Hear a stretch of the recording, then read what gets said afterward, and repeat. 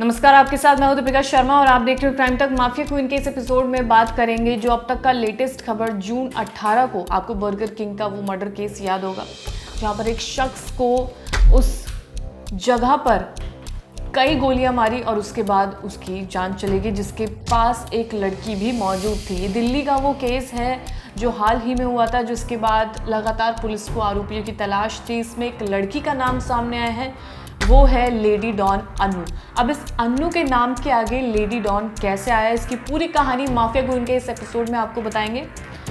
अनु ने अमन यानी कि वो शख्स जिसको गोलियों से भूना गया था, जिसे मारा गया था, अमन जून उसका नाम है।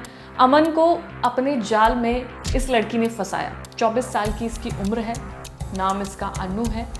अनु नाम के आगे लेडी डॉन भी लगाया जाता है क्योंकि इसकी एक पूरी कहानी है जो आपको बताएंगे। ये पूरा मामला हनी ट्रैप का अभी तक समझ आ रहा है क्योंकि इस लड़की ने अमन को अपने जाल में फंसाया, उससे बातचीत की। सोशल मीडिया पर भी इस लड़की के कई अलग अलग नाम से अकाउंट्स थे जिसके ज़रिए वो लोगों से बात करती थी और उसी के ज़रिए इसने अमन से भी बात करना शुरू किया। जाल में फंसाकर अनु ने अमन को 40 गोलियों से भुनवा डाला, यानी कि जो शूटर्स वहाँ पर आए थे 40 गोलियाँ उसको लगी थी, जिसके बाद उसकी मौत हो जाती है। वारदात की जगह से अनु अमन का फ़ोन और पर्स लेके वहाँ से फ़रार हो जाती है। पूरा जो घटनाक्रम है वो सीसीटीवी में देखा गया, जहाँ पर वो उसके फ़ोन और उसका पर्स लेकर वहाँ से फ़रार होती है। दिल्ली पुलिस इस 24 साल की लड़की की तलाश कर रही है, लेकिन ये 24 साल की लड़की अभी तक पुलिस के हत्थे नहीं चढ़ रही है, अभी तक भी वो फ़रार है। लेकिन ये लड़की आखिर लेडी डॉन कैसे बनती है, ये सबसे बड़ा सवाल है। अनु को हमेशा से ही, यानी कि उसका ये सपना था कि उसे हमेशा से डॉन बनना था, माफिया बनना था, गैंगस्टर बनना था। चाहत को पूरा करने के लिए उसने इस क्राइम की दुनिया में कदम रखा और वो अपनी चाहत को धीरे धीरे पूरा कर भी रही थी। घूमते घुमाते वो एक गैंगस्टर हिमांशु भाऊ के संपर्क में आती है। हाँ, हिमांशु भाऊ का नाम आपने पहले भी सुना होगा, जाना माना गैंगस्टर। इसके संपर्क में ये लड़की आती है। हिमांशु भी अनु पर भरोसा करने लगता है। उसको लगता है कि यही एक लड़की है जो उसके मंसूबों को पूरा कर सकती है, लोगों को आराम से फंसा सकती है। इसके बाद बहुत आसान होगा क्योंकि ये लड़की बहुत ज़्यादा पातूनी होती है लोगों को फंसाने में। हिमांशु ने जब इससे बातचीत की तो उसको ये यकीन हो गया था कि ये इसका काम कर देगी। कुछ महीने से हरियाणा पुलिस और उसके घर वाले, जब ये अपना घर छोड़कर आती है तो घर वाले इसकी तलाश में जुट जाते हैं क्योंकि उन्हें लगता है कि या तो इसका अपहरण कर लिया गया है या इसके साथ कुछ ऐसा हुआ है जो उन्हें पता होना चाहिए, क्योंकि ये अपने घर से गायब थी। तो गुमशुदगी की रिपोर्ट लिखाई जाती है। उसके बाद हरियाणा पुलिस भी इसे ढूंढ रही होती है, लेकिन हरियाणा पुलिस इसे सिर्फ इसलिए नहीं ढूंढ रही होती है क्योंकि ये लापता है, क्योंकि इसके ऊपर कई और चार्जेस भी होते हैं। इस वजह से हरियाणा पुलिस इसको ढूंढ रही होती है। बहुत कारणों की वजह से इसको ढूंढा जा रहा होता है, लेकिन ये मिल नहीं रही है। हिमांशु भाऊ के जो गुंडे हैं, जो इस नाम से जाना जाता है, यानी कि हिमांशु के जो गुंडे हैं, ये उनसे मिला करती थी। जो जेल में लोग बंद हैं, जो इसके संपर्क में हैं, उनसे मिलने जाया करती थी, बातचीत करती थी। क्या वहाँ से मैसेज इसको मिलता था वो तो नहीं पता, लेकिन ये हिमांशु के गुर्गों से मिलने जेल जाया करती थी।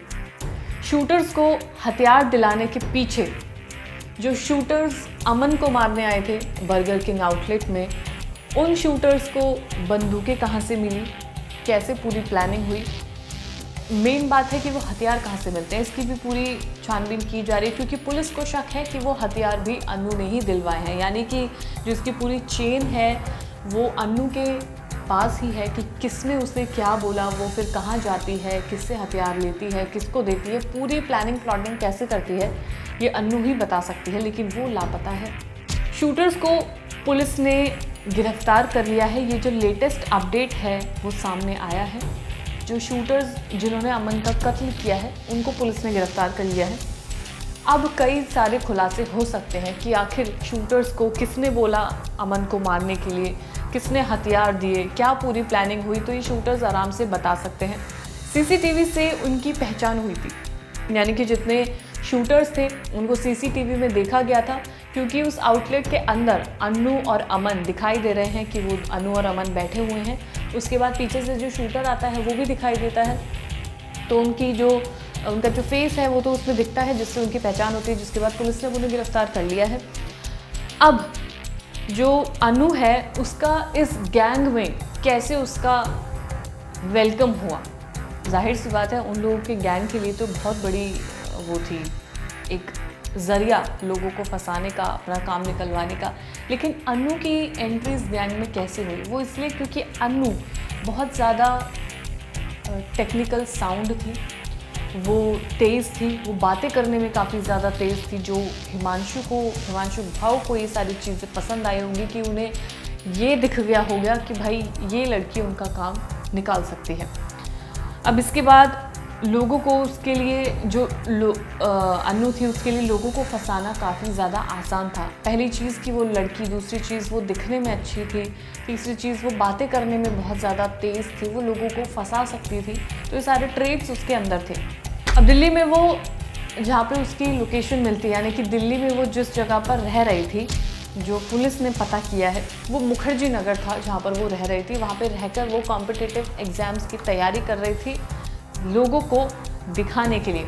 अब मुखर्जी नगर में रहने के लिए उसने अपना एक फेक आधार कार्ड भी बनवाया, जिसके बाद वो वहाँ रह रही थी। लेकिन पुलिस ने जो छानबीन की है उसमें ये पता चला है कि रियल लाइफ में वो साइकोलॉजी से ग्रेजुएटेड है, यानी कि अनु एक पढ़ी लिखी लड़की है जो ग्रेजुएटेड है। स्कूल में भी उसके मार्क्स काफ़ी ज़्यादा अच्छे आया करते थे, ऐसा पुलिस ने जानकारी दी है।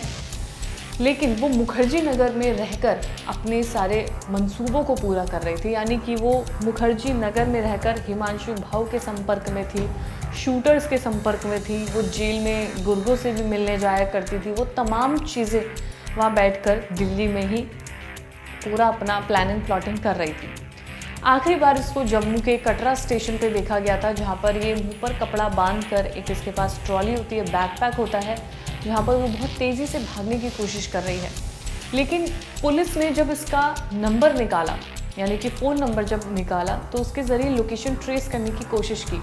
लेकिन जब ये फ़रार हो रही होती तो इसका इंटरनेट बंद था, जिसकी वजह से कोई इन्फॉर्मेशन नहीं मिल पाती है। तभी जब जम्मू में ये कहीं पीजी में या गर्ल हॉस्टल में रहने की कोशिश करती है, जहाँ पर इसका आधार कार्ड आइडेंटिटी मांगी जाती है, तो उसके पास आइडेंटिटी नहीं होती है। तो उसके लिए वो बोलती है कि वो फ़ोन पर किसी से मंगवा लेगी। तो जब वो फ़ोन पर वाईफाई का इस्तेमाल करती है उस होटल का, वहाँ से पुलिस को इसकी लोकेशन बरामद होती है, जिसके बाद अनु को ऑलमोस्ट पकड़ना बहुत ज़्यादा आसान हो गया था। लेकिन ये लड़की इतनी तेज़ निकली कि वहाँ से भी फरार हो गई, यानी कि अनु वहाँ से भी भाग जाती है। लेकिन सीसीटीवी में इसको देखा जा सकता है कि कितनी तेज़ी से भागने की कोशिश कर रही होती है। मुंह पे इसने कपड़ा बांधा हुआ होता है, क्योंकि इसकी तस्वीरें पहले ही सामने आ चुकी है, तो उसको पहचानना पुलिस के लिए बहुत ज़्यादा आसान था।